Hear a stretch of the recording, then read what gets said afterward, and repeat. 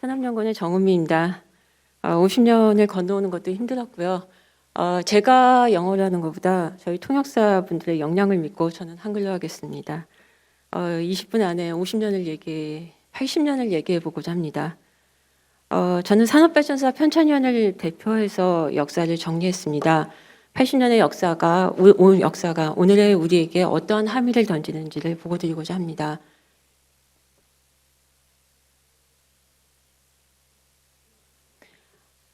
본 발표는 산업발전사 편찬위원회의 성과를 기반으로 작성되었습니다. 산업발전사 편찬의 목표는 크게 두 가지였습니다. 첫째로 한국 산업의 발전 과정을 역사적 관점에서 보는 것입니다. 여러 논문과 분석과 많은 것들이 있지만 역사적 관점에서 통합적으로 조망하는 것이고, 두 번째는 압축 성장의 경험을 후발 국가와 그리고 국제사회와 공유할 수 있는 지적 자산으로 체계하는 것이었습니다. 이 과정에서 저희가 직면한 가장 큰 도전은 개별 업종의 성과를 사실적으로 기록하면서 동시에 한국 산업 전체를 관통하는 구조적 변화를 드러내는 것이었습니다. 오늘 발표는 이러한 구조적 변화에 대한 독해의 결과입니다. 산업발전사는 총 2권으로 구성되었습니다. 1권 총론, 그리고 수송기계산업군, 기계산업군, 2권에서 소재산업군, 전자산업군 12개 산업을 다루었습니다. 보고서의 구조는 한국 산업의 발전이 개별 산업의 성공이 아니라 산업 간 연계와 그리고 집적에 있다는 문제의식을 반영하고 있습니다. QR코드 통해서 신청해 주시고요. 그리고 이북으로 발간된다고 하니 많이 봐주십시오. 그리고 이를 위해서 분야별 최고 전문가 75분이 참여하셨습니다. 헌신적으로 참여해 주신 분들께 다시 한번 감사의 말씀을 전합니다. 한국은 광복과 그리고 전쟁의 폐허에서 출발하였습니다. 그리고 세계 명실상부한 세계 5대 제조강국으로 부상하였습니다. 이러한 과정 속에서 왼쪽 도표를 보시면 1960년에 저소득 국가였던 한국이 2023년에 고소득 국가군을 이동한 유일한 국가입니다. 개도국에서 선진국으로 진입한 최초의 국가. 이것이 바로 한국의 산업발전사가 국제적인 학술과 그리고 정책의 담론에서 중요성을 가지는 이유입니다. 오른쪽 표를 보시면 1953년, 60년 사이 그리고 21년과 24년 기간 동안의 주요 지표의 평균치를 비교했습니다. GDP 10,000배, 인당 GDP 500배, 그리고 수출은 32,000배라는 놀라운 성과를 거두었습니다. 이러한 산업 발전의 산업 구조의 변화를 생산과 수출 두 가지 변수로 나타낸 그림입니다. 생산에서 상위 10대 변화를 보면은 1960년대 섬유, 음식료, 목재, 먹고 살기 위한 산업들이 주를 이루었습니다. 이것이 80년대에는 자동차, 철강, 석유화학으로 이동했고 2000년대 이후에는 반도체, 디스플레이, 통신기기 등 기술 집약적 산업으로 바뀌었습니다. 수출 구조의 변화는 더욱 극적입니다. 1960년대 섬유, 7, 80년대 철강, 조선 자동차, 1990, 2000년대 반도체 디스플레이, 그리고 현재 기계, 배터리, 바이오로 이어지는 산업 비중의 변화는 세계 산업사에서 유례를 찾기 어렵습니다. 60년 만에 완전히 다른 산업 포트폴리오로 세계 시장에서 경쟁하고 있는 국가, 그것이 바로 한국입니다. 이 명제가 바로 한국 산업발전사의 핵심 태제가 될 것입니다.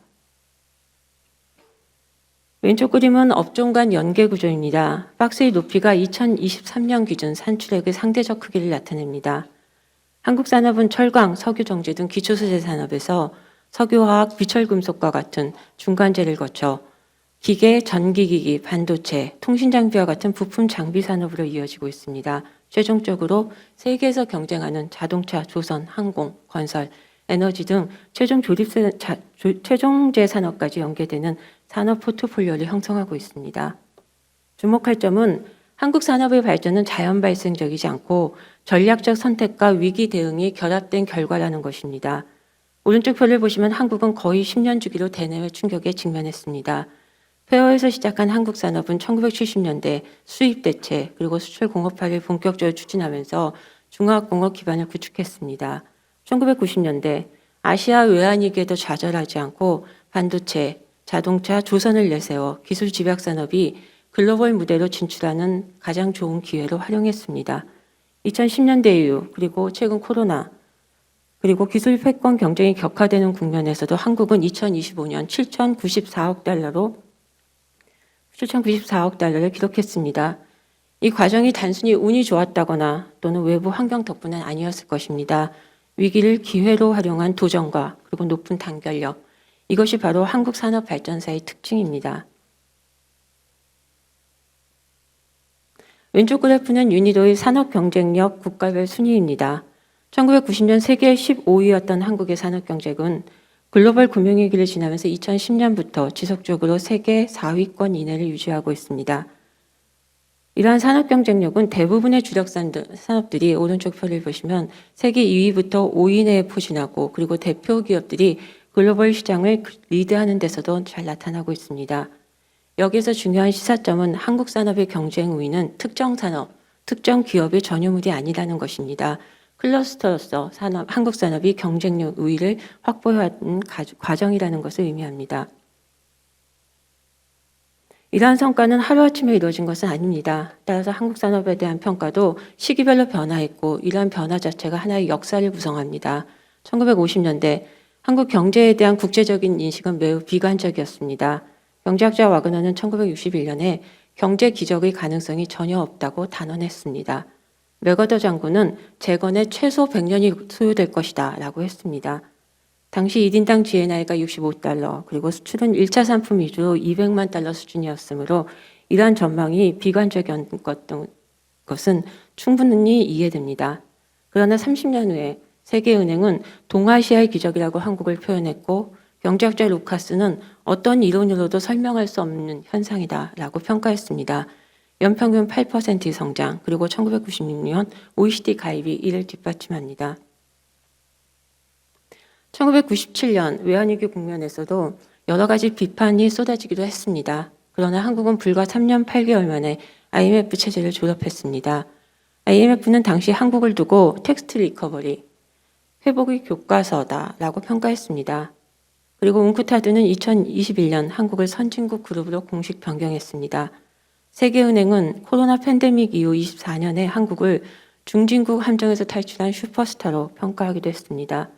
비관에서 기적으로, 위기에서 회복으로, 그리고 국제적으로 공인받은 성공 모델, 이러한 변화가 한국 산업의 발전을 나타내는 키워드가 될 것입니다. 한국 산업이 걸어온 80년은 1945년부터 편의상을 일단 했습니다. 다음과 같이 5개의 시기로 구분했습니다. 폐허에서 희망의 씨앗으로, 그리고 국가 주도의 산업화, 수출공업화, 기술 자립과 글로벌화, 위기 극복과 구조 재편, 전환기의 새로운 도전이 시기별 키워드가 됩니다. 저희가 이러한 5개의 시기 구분은 총괄적인 구분입니다. 저희가 작성한 12개 산업의 발전 단계는 위기와 기회를 넘나들면서 차이를 보이고 있습니다. 이는 동일한 환경, 여건이 주어졌다 하더라도 산업별 역량, 그리고 기회의 활용이지 선택한 전략에 따라 산업별 발전 속도와 변화의 방향이 달라졌기 때문입니다. 그리고 그 결과는 선도 산업이 역동적인 교체였습니다.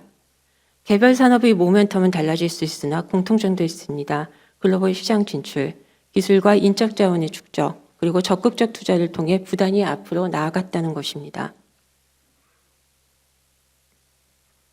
저희는 산업발전사를 단순히 업종별 비중의 변화로만 보지 않고 다음과 같이 6가지 유형을 분석했습니다. 첫 번째, 산업 간 구조 변화입니다. 짐작하시겠지만 농업 경공업에서 중화학공업, 그리고 첨단 산업으로의 변화입니다. 두 번째, 산업 내 제품 구조의 변화입니다. 동일한 철강, 자동차, 전자산업에서도 범용에서 고부가 가치, 그리고 고기술 제품 구조로의 변화가 있었습니다. D램은 64K로 256MB로, 그리고 현재 HBM까지 진화했습니다. 세 번째, 공급망 수준의 변화입니다. 초기 전량 수입 의존하던 이러한 공급망이 소재 부품의 국산화의 경로를 거쳐 핵심, 초정밀 소재 부품으로 공급망의 내재화가 진행되고 있습니다. 네 번째, 가치 사슬의 확장입니다. 전쟁 후 단순 조립, 가공 중심의 제조 활동에서 점차 R&D, 디자인, 마케팅으로 가치 사슬을 확장시키는 동시에 구조를 고도화시켰습니다. 네 번째, 시장과 입지의 변화입니다. 초기에는 먹고 살기 위해서 의식주를 해결하기 위해 국내수에 대응했지만 수입 대체, 다음 수출 주도로, 나아가 글로벌 생산 체제로 입지가 확장하고, 이러한 모든 과정은 시장의 확장 과정이었습니다. 마지막으로 생산 방식의 변화입니다. 초기 수공업, 자동업, 반자동에서 출발한 한국 산업은 컨베이어 대량 생산을 빠르게 도입했고 이제 유연 생산 그리고 스마트 공장, AI 공장으로 진화하고 있습니다. 보시는 것처럼 다양한 구조 변화를 5개의 시기에 걸쳐 추적하면 한국 산업의 발전의 다층적 구조 변화가 드러납니다. 한국 산업의 발전은 특정 부문의 변화가 아니라 시스템 전체의 발전이라는 것을 이해하는 틀이 될 것입니다. 저희는 이러한 과정 속에서 이러한 다층적인 구조 변화를 견인해온 요인을 6가지 축으로 정리했습니다. 첫째, 기술 혁신입니다. 두 번째, 글로벌 환경 변화에 대한 성공적 대응입니다. 세 번째, 정책 제도 측면입니다. 그리고 다음 인적 자본입니다. 다섯 번째, 기업가 정신입니다. 마지막으로 자본, 금융입니다. 이 모든 요인들은 초기 강력한 국가 주도에서 시작하였지만 민간의 열정적인 참여, 그리고 최근에는 민과 관이 협력하여 세계 경제의 새로운 전환 국면을 헤쳐나가고 있습니다. 이 6가지 요인들 중에서 3가지만 자세하게 설명을 좀 더 드리겠습니다. 첫째, 기술과 관련하여 한국은 처음에는 모방에서 혁신으로 부단히 도전했습니다. 이것이 오늘날의 한국 산업을 만들었습니다. 초기에 해외 기술을 턴키 방식으로 도입했지만 기술을 습득하고 리버스 엔지니어링을 통해서 그리고 독자적 개발 역량을 확보하고 이제 첨단 기술에서 세계 최초를 만드는 성과를 나타내기도 합니다. 두 번째, 시기별로 진행된 글로벌 국제 분업 구조의 변화를 수동적으로 받아들이는 것이 아니라 매번 전략적으로 포지셔닝하여 산업 구조를 레벨업했고 그리고 경쟁력을 확보하는 기회로 활용했습니다. 세 번째, 정부 역할의 진화입니다. 60, 70년대 관리된 경쟁 구조를 작동시켰고 80년대 기능적으로 지원했고 90년대 민영화와 시장 개방을 통한 글로벌화를 촉진했고 2000년대 이후의 산업 정책도 세계적인 성공 사례로 평가받고 있습니다. 냉전 시기 방위 산업에 대한 인식은 중화학 공업과 그리고 첨단 산업의 성장으로 이어졌고 협소한 내수 시장에 대한 대안은 글로벌 시장으로의 진출로 방향을 잡았습니다. 앞의 6개의 발전 요인을 다시 3개로 단순화했지만 이 모든 요인의 그 근저에는 국민적 의지와 그리고 땀과 눈물이 배어 있음을 잊지 않습니다. 그리고 성공 요인들은 독립적으로 작동한 것이 아니라 다른 요인들과 상호 영향을 미치면서 강화하는 방식으로 작동했습니다. 한국 산업 발전 80년에서 추출한 교훈은 다음과 같습니다. 첫째, 기술은 빌릴 수 있으나 의지는 빌릴 수 없습니다. 두 번째, 위기는 피할 수 없으나 기회로 바꿀 수 있습니다. 세 번째, 산업은 혼자 크지 않습니다. 강건한 산업 생태계가 산업의 경쟁력을 뒷받침합니다. 그리고 이것이 위기 때마다 한국 산업의 빠른 복원력의 원천이 되었다는 것을 잊지 말아야 할 것입니다. 네 번째, 글로벌 분업구조 변화는 지금까지는 기회였습니다. 앞으로도 기회일지 위협일지는 우리 손에 달려 있습니다. 다섯 번째, 과거의 성공 공식은 미래를 보장하지 않습니다. 한때 세계 빅3였다는 한국의 섬유 산업은 현재 세계의 비중이 1.8%로 축소되었습니다. 디스플레이 세계 1위 자리는 중국에 추월당했습니다. 어떤 산업도 영속적인 경쟁 우위를 보장하지 않는다는 것이 가장 중요한 교훈일 것입니다. 그리고 이 교훈들은 미래에 대한 4가지 핵심적인 질문으로 이어집니다. 전략적 자율성을 어떻게 확보할 것인가? R&D 투자가 전환기, 현장 혁신으로 어떻게 연결할 것인가? 다음, 탄소 중립과 디지털 전환이라고 하는 이러한 이중 전환의 경로를 어떻게 설계할 것인가? 그리고 대기업 중심에서 중소 지역이 함께 성장하는 생태계를 어떻게 만들 것인가입니다.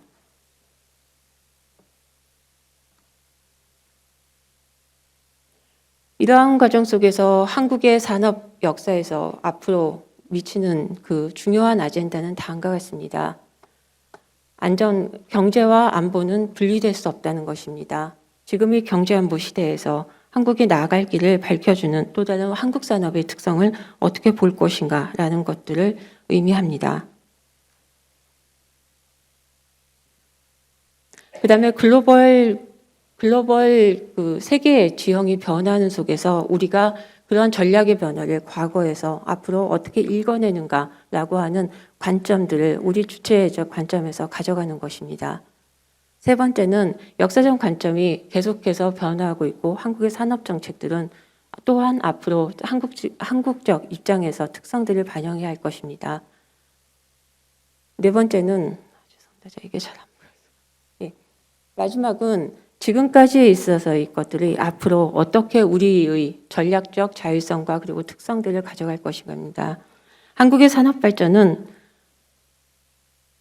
모든 것이 부족한 상황 속에서 생존의 역사이기도 합니다. 그러나 이 발전 과정은 조건 자체를 바꾸는 과정이었습니다. 앞으로도 이러한 명제를 받들고 한국 산업의 새로운 100년을 위한 그리고 연구 아젠다들을 계속해서 찾아나갈 것입니다. 이상 발표를 마치겠습니다. 경청해 주셔서 감사합니다.